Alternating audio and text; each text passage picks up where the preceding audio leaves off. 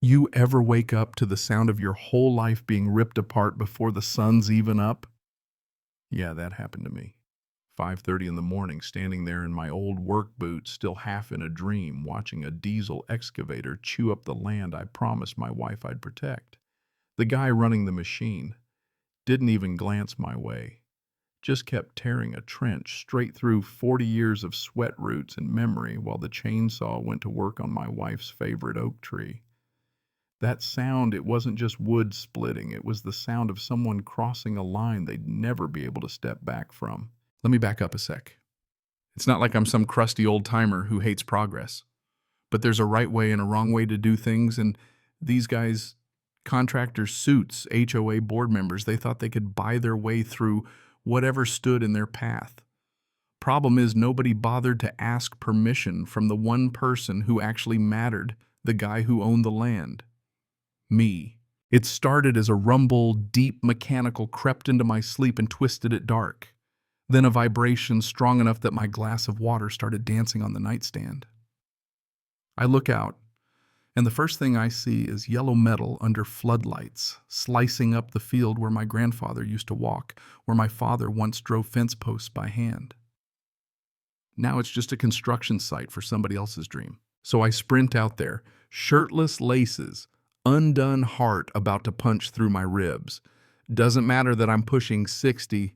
I ran like a man half my age because anger's got its own kind of fuel.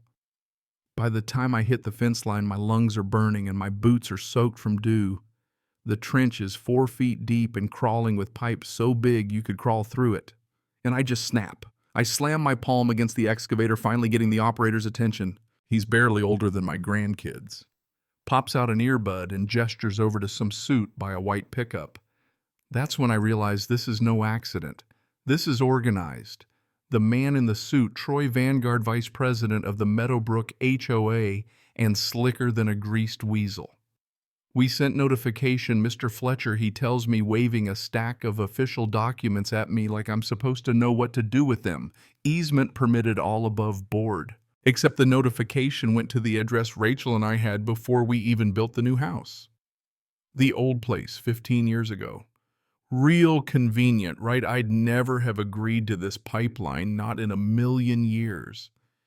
And just as I'm trying to get my head around all the legal mumbo-jumbo, I hear the chainsaw spin up again, louder, meaner, like it knows it's doing something unforgivable. I see them take down the white oak. It's not just a tree, that's the spot where Rachel used to read where we took our wedding photos. 120 years gone in 30 seconds. I fall to my knees, don't care who's watching. It's grief and rage and helplessness all tangled together. When the dust settles, the workers just step over the trunk like it's nothing. I press my hand to the stump's sticky sap, still warm. There's an acorn pressed into my palm. One last gift. That should have been the end, but you know what?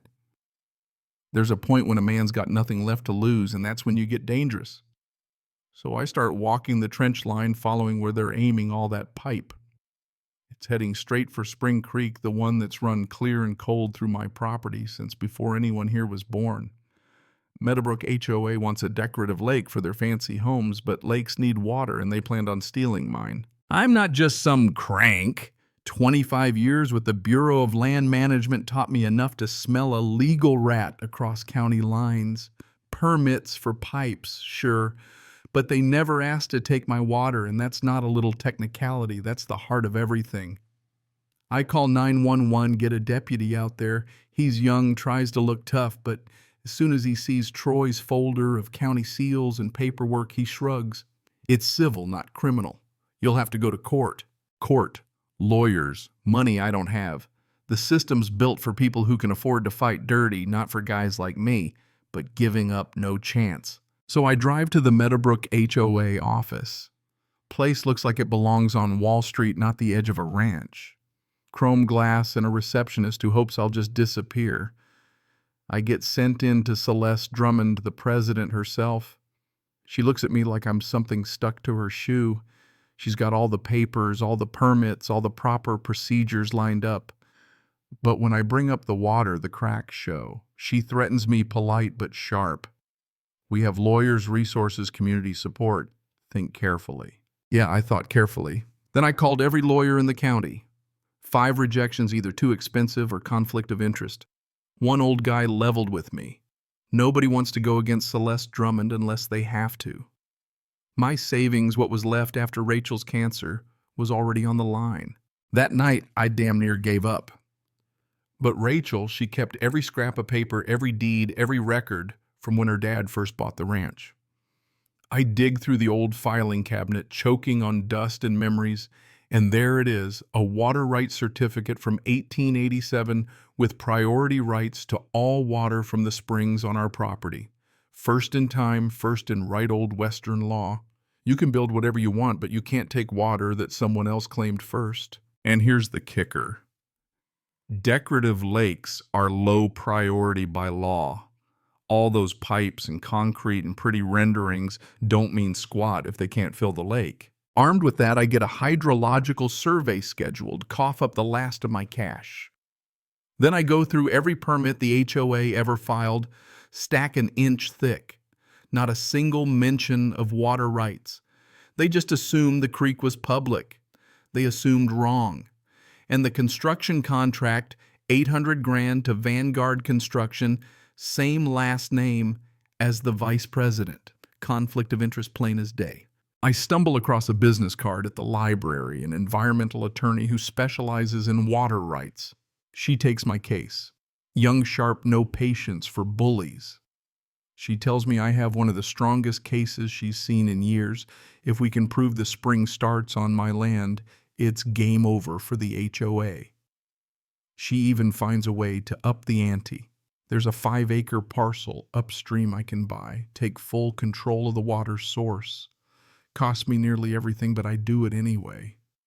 It's not about money now.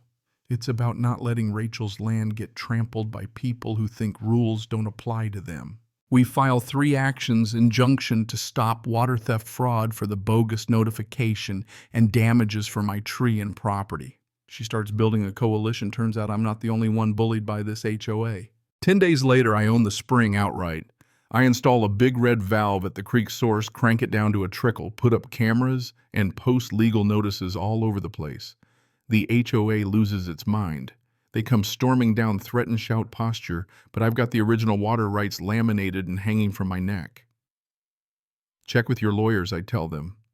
1887 beats 2020 every time. When the news breaks, the narrative flips. Now, I'm not just a stubborn old rancher. I'm the guy standing up for what's right. The HOA president calls a community meeting, tries to turn everyone against me, slideshows, pictures calling me an extortionist. But I stand up, override her presentation, and show the whole room the truth. County records contract kickbacks. Proof they sent that notification to an address they knew was old. My attorney's right there backing me up, calling out the fraud. The room erupts. People start turning on the board. The preliminary hearings a week later. I show up feeling like David walking into a room full of Goliaths. The judge is sharp, sees right through the HOA's fancy lawyers. My attorney lays it out: water rights, hydrological surveys, fraud, conflict of interest.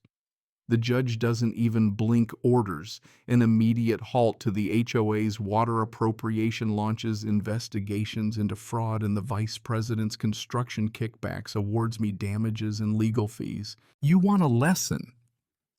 Here it is. The law might bend for the rich and connected, but it doesn't always break. Sometimes it remembers the little guy, the one who refuses to give up. That's the moment I realized justice isn't about winning or losing. It's about refusing to vanish when someone tries to erase you. The land, the water, they remember who took care of them. They outlast all of us. The fallout comes quick. The state attorney general investigates. The president and vice president both resign. One loses her law license. The other has to repay kickbacks and is blackballed from county contracts. The new HOA board. They come to my kitchen table, humble, apologetic. We work out a deal. 30% of the creek's flow strictly for household use, no more lake. They pay me for access, fix the land, even put up a plaque for Rachel's tree. Community barbecue kids running around the ranch, neighbors apologizing for what happened. For the first time since Rachel passed, the place feels alive again. But the real closure comes quiet. I plant that acorn by the stump where the oak fell, one small green shoot, reaching for the sun.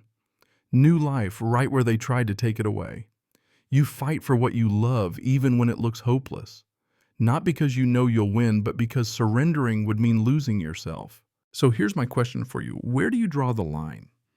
When do you decide it's worth fighting, even if you're outnumbered, outspent, outlawyered?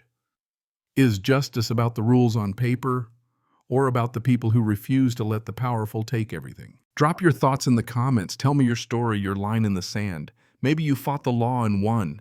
Maybe you're still fighting. Either way, don't ever think you're alone. There's always another round coming. Hit that bell if you're ready for the next one.